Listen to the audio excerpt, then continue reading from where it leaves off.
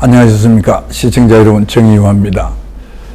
제가 이제 무소속으로 출마할 것을 결심을 하고 명함을 만들었습니다. 제가 평생 명함을 만들면서 명함에 사진, 제 얼굴을 넣은 첫 명함을 그때 만드는 겁니다.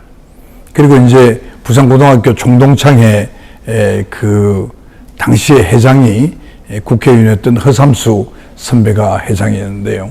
부산고등학교 체육관에서 동창회 연말 송년 모임을 하는데 제가 안 갈 수가 없었습니다. 가서 그때 이제 허삼수 선배님은 회장이니까 당연히 이제 입구에 와 계셨고요. 그리고 제가 이제 인사를 하고 그리고 이제 들어가서 그날 온 거의 모든 동창들에게 제가 명함을 드리고 인사를 드렸습니다. 제가 출마한다고는 뭐 일일이 말을 했는지는 모르겠습니다만 제가 봉생병원의 원장 정의화입니다 하면서 제 사진이 들어가 있는 명함을 쭉 돌리고 다녔으니까 그때 선거를 불과 한 4, 5개월 앞둔 상태이기 때문에 누구나 다 저 선거 출마하려고 저러나 보다 그렇게 생각을 안 할 수가 없었겠죠. 그게 이제 허삼수 선배님과의 첫 이제 어려운 그런 만남이 되었고요. 그리고 이제 또 하나 문제는 제 집사람, 내자가 이제 문제였는데, 제 내자는 출마하면 이혼하겠다. 이게 한마디였죠. 국회의원 출마하면 자기는 이혼한다. 그래서 제가 이제 설득을 했죠. 지금 기억에는 이런 얘기들입니다. 여보, 제가 결혼해서 여기 오면서 제가 병원에 열심히 일해 왔지 않느냐. 나한테 한 달만 휴가를 좀 주는 것으로 생각을 하라. 내가 한 달만 선거운동을 하겠다. 그리고 내가 그동안에 병원 원장으로서 내가 돈을 따로 특별히 쓴 것이 없지 않느냐. 휴가비라 생각하고 5천만 원만 쓰게 해달라. 이제 물론 제가 마음대로 쓸 수 있는 거지만 아내에게는 제가 그렇게 이 얘기를 했죠. 그렇게 해서 이제 여러 가지 설득을 해서 제 아내가 이제 제 성격을 이제 알고요. 또 제가 좋은 일을, 옳은 어떤 일을 하겠다고 하면 늘 격려해주고 도와준 것이 아내였습니다. 결국 이제 아내께서도 허락을 하고요. 그런 상태였는데 참 희한하게도 나중 이야기입니다만 선거운동을 할 때 저보다도 더 열심히 아내가 중구 동구를 다니면서 선거운동을 해주었죠. 그때 김영삼 대통령께서 내세운 것 중에 하나가 여러분들 기억하실는지 모르겠습니다만 역사 바로 세우기였습니다. 그때 하나 청산을 하고 그리고 이제 역사 바로 세우기 운동을 하니까요. 그러니까 당연히 산모 중에 한 사람이었던 허삼수 당시 이제 국회의원께서 이제 구치소에 영어의 몸이 되는 그런 일이 벌어졌죠. 그리고 이제 옥중 출마를 선언을 했고요. 저로서는 안 찾아뵐 수가 없었습니다. 나중에 공천을 다 받고 난 뒤에 제가 어왕에 있던 서울구치소에 찾아뵙고 제가 면회 신청을 했는데 저를 만나지 않겠다고 해서 제가 면회 사절을 당해서 다시 하룻밤 어왕에서 자고 그 다음날 내려왔던 기억이 있습니다. 그건 그 뒤의 이야기고요.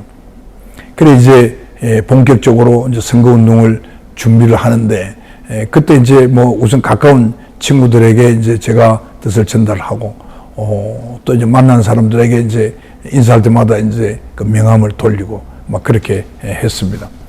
그러니까 이제 그 당시에도 선거법이 굉장히 까다로웠기 때문에 함부로 어떤 활동을 하기가 어려웠죠. 그리고 제가 이제 사실 그 다음에 한 5, 6월까지 안면경련증하고 3차 신경통에 대한 그 수술은 쭉 예정되어 있었기 때문에 제가 굉장히 바빴죠. 수술도 이제 하고 환자를 보면서 이제 그런 이제 나름대로 준비를 했습니다. 그 친구 중에 한 친구가 권태동이라는 친구가 있는데요. 부산중학교 이제 동기죠. 그 권태동이라는 친구가 김영삼 대통령 고종 사촌 누님의 아들입니다. 그래서 제가 그 얘기를 듣고 그 권태동 그 친구를 만나가지고 그 당시에 이제 그 김현철이라고 김영삼 대통령의 아들이 공천에 관여한다는 제가 소문을 들은 바가 있었죠. 그래서 만나게 네가 한번 주선을 좀 해봐 달라 그러니까 자기는 뭐 도저히 만날 길이 없다. 그러면서 대신동에 있는 이모라고 하는 분을 알고 이 회장님 아느냐 그래서 그건 모른다 그러니까 그분이 그 김영삼 대통령의 계맹가가 된다고 그러니까 누님인가 여동생의 남편으로 그렇게 제가 얘기 들었습니다만 그래서 이제 1월 초에 연초에 새벽임해서 한번 찾아뵙고 인사를 드린 그런 기억도 납니다. 그리고 이제 여러 사람들의 도움을 받아가지고 제가 결국 이제 공천을 받게 되는데요. 최영우 장관님, 박관용 그 당시 이제 특보님 그리고 이제 그때 부산시당위원장을 했던 김은환 의원도 제보고 자기가 대통령이 묻길래 표가 좀 있을 것이다. 이제 그런 얘기를 했다고 그러는데요. 근데 결국 이제 지금 생각해 보면 그 아주 지역구 관리를 철저하게 해온 허삼수 선배가 이제 옥중 출마를 한다고 그러니까 이 허삼수 선배하고 대적해서 이길 만한 난 사람이 뭘 공천을 줄 수밖에 없잖아요. 당선 가능성이 굉장히 중요하니까요. 그래서 이제 지난 시간에 이야기한 그 10회 허삼수 선배님 동기들 중에서 그 재무부 장관 하신 윤동연 선배님, 최병렬 전 서울시장님, 그리고 이제 이상희 전 장관님, 이제 그런 분들이 많이 거론이 됐는데, 결국은 부산고등학교 출신이 아니면 안 되겠고, 그리고 이제 그분들은 또, 옥중 출마한 허삼수 선배님하고 동기동창이니까 다 거절하시고, 그러니까 결국은 이제 제가 공천을 받게 되는 그런 결과를 이제 난 거죠.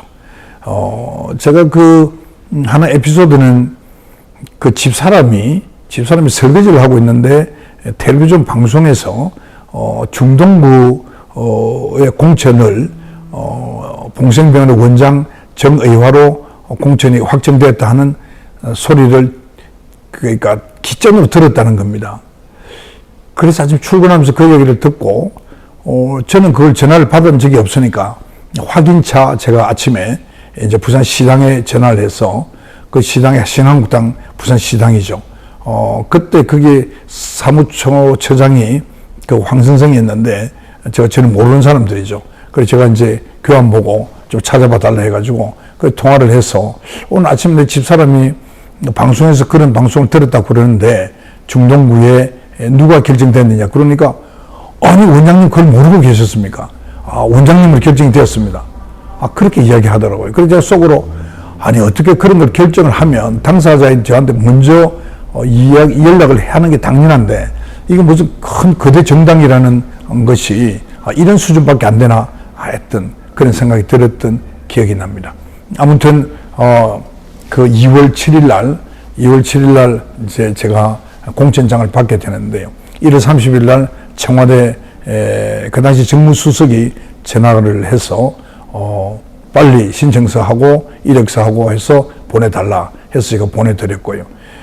그리고 이제 2월 11일 날 2월 7일인가 기억이 됩니다만 이제 공천장을 받고 이제 본격적으로 이제 선거운동을 하게 되고 그리고 그 의왕의 서울구치소로 찾아가서 허 선배님을 결국 못 뵙고 왔습니다만 저로서 예를 갖추어서 인사를 하려고 이제 다녀왔고요. 그렇게 해서 제가 이제 정치를 선거를 이제 시작하게 된 겁니다.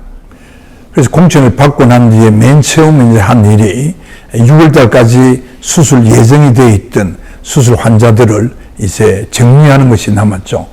그래서 뭐 정치를 하더라도 내 수술을 해주고 하라 하는 그런 환자들은 어쩔 수 없이 제가 2월 말까지 4월 11일이 선거인데 2월 말까지 제가 수술을 하고요.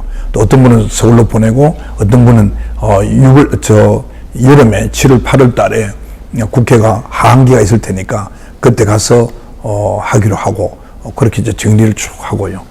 하루는 이제 몇 가지 기억이 남는데 하루는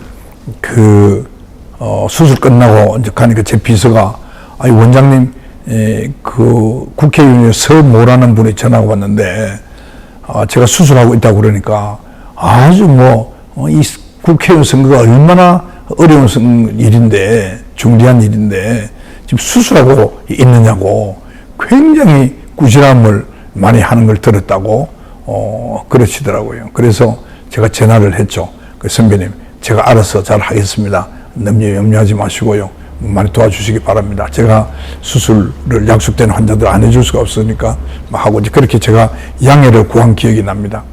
주로 이제 아침 새벽 일찍 일어나가지고 그리고 이제 제가 시민들이 많이 이제 아침 출근하는 그 길목에 새벽 깜깜한 데 이제 서서 인사드리고요. 그래서 제가 이제 이런 거죠. 손을 내밀면서 신한국당 국회의원 후보 선거에 출마하게 된 정의화입니다. 이러니까 전부 다 악수도 안 하고 그냥 아침 출근이 바쁘니까 그냥 얼굴 보고 다 갔어요. 그래서 제가 어떻게 바꿨냐면 제가 봉생병 원장 정의화입니다. 이러니까 가도 원장님이 원장님이십니까? 하면서 손을 잡아준 그 기억이 많이 나고요. 그런 식으로 운동을 하고 그리고 이제 일 끝나고 나면 저녁에 조직을 또 서로 짜고 여러 사람들 이제 이게 제 뜻을 전달하고 이제 그런 적이 있었죠. 그리고 이제 제 집사람도 막상 그렇게 결정이 되니까 후보인 저보다 더 열심히 정말 몸 빼입고 온 데 다니면서 열심히 선거운동도 해주고요.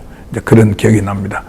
많은 에피소드가 있습니다만 그 당시에 과거에 허삼수 선배님을 도왔던 사람 중에서도 시대의 변화에 따라서 생각을 바꾸어서 저를 도와준 사람들도 많이 있었죠.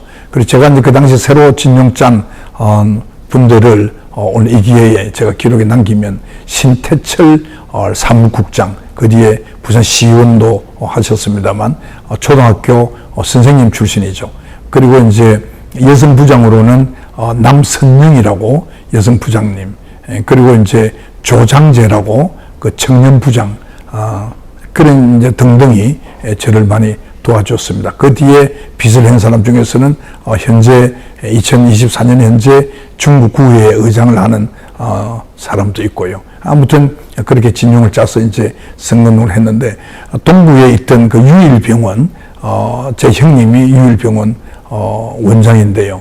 그 형님이 굉장히 수고를 많이 해주셨고, 그리고 형님이 너무 낯으면 또 다른 선거도 오히려 방해가 되니까 뒤에서 좀 돕도록 그렇게 하고 공조직은 이제 앞에서 이제 그렇게 노력을 하고 형님이 중심돼서 이제 사조직이 이제 움직이고 또 제 형수님도 성남초등학교, 경남여중여고, 부산대학을 나오신 분이기 때문에 또 나름대로 많이 선거운동을 해주시고 그래서 온 가족이 그렇게 나섰다 해도 과언이 아니죠. 또 동부 노인회장을 제 아버님이 역임하셨기 때문에 또 아버님은 아버님대로 또 나름대로 또 열심히 노력을 해 주셨고요. 그리고 제가 이제 당선될 거라고 제가 나름으로 아무리 허삼수 선배님이 지역구가 탄탄하고 옥중출마를 하셨지만 제가 당선될 것으로 제가 생각한 이유 중에 하나는 중구가 인구 한선이 떨어져 가지고 중구가 이제 단일 지역구였던 것이 없어져 버리고 중구 동구가 하나의 지역구로 합쳐지는 바람에 중구는 허삼수 선배님의 표는 거의 없을 것으로 제가 생각을 했고요. 또 중구는 원래 좀 여당 성향이 많았기 때문에 또 김영삼 대통령을 굉장히 좋아하는 분이 많았기 때문에 제가 중구에서 이길 것이라고 생각을 했고요. 다만 이제 그 뒤에 행자부 장관을 했던 그 전이죠. 노무현 대통령 때 행자부 장관을 했던 김정길 후보가 이제 저하고 이제 같이 공천을 받게 되어서 세 사람이 이제 경쟁을 하게 됐는데 그 김정길 후보는 과거에 영도 중구 이게 중선거구 때 거기서 한번 당선된 적이 있었기 때문에 아마 중구의 표가 좀 갈 것으로 생각했습니다만 그러나 제 3당이기 때문에 그렇게 표가 많이 가지 않을 것이다. 내가 나름대로 그런 생각을 해서 동구에서 선방을 하게 되면 중구에서 이긴 표로서 제가 당선될 수 있을 것이다.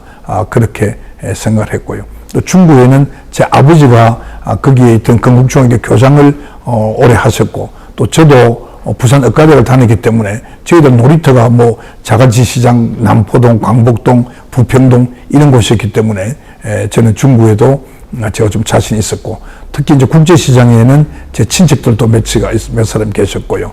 그렇게 해서 여러 가지 이제 그 모양새가 제가 충분히 낙성할 수 있을 것이다, 그런 생각을 하고 열심히 선거운동을 했던 기억이 납니다. 이제 오늘로서 제가 국회의원 15대 국회의원 당선될 때까지의 이 얘기를 마무리하도록 하겠습니다.